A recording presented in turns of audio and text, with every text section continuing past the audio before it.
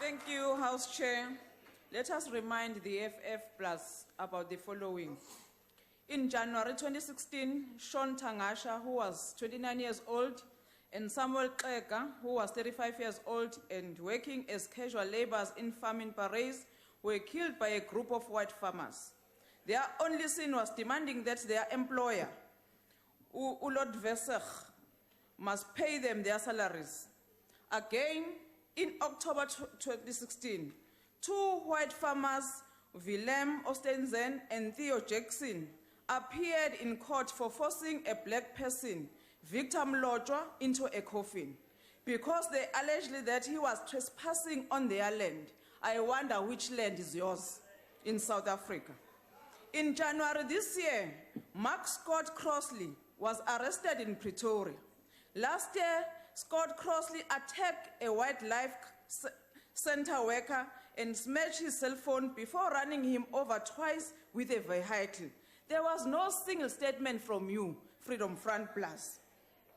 The employee Silence Mabunda was hospitalized after this incident.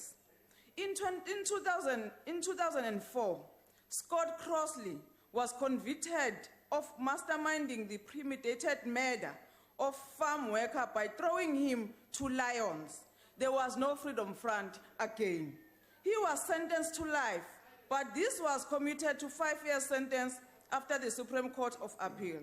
In Letsitele farming area in Limpopo last week, not long ago, last week, a white farmer shot in the head Mathanane Ishmael, aged 55 years old, who was riding a bicycle and claimed he mistook him for a monkey.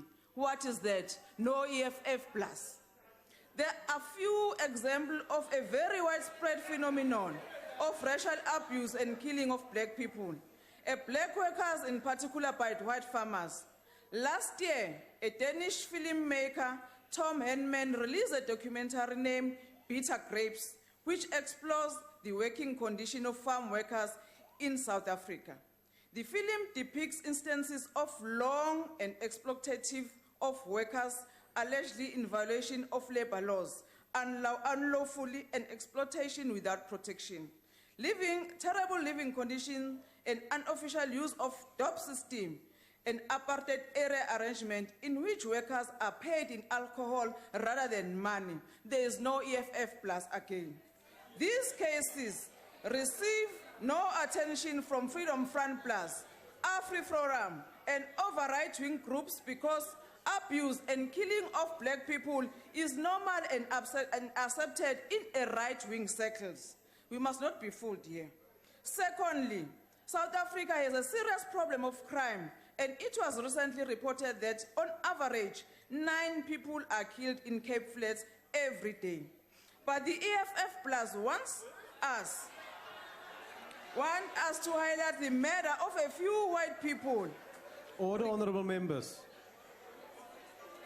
But the FF+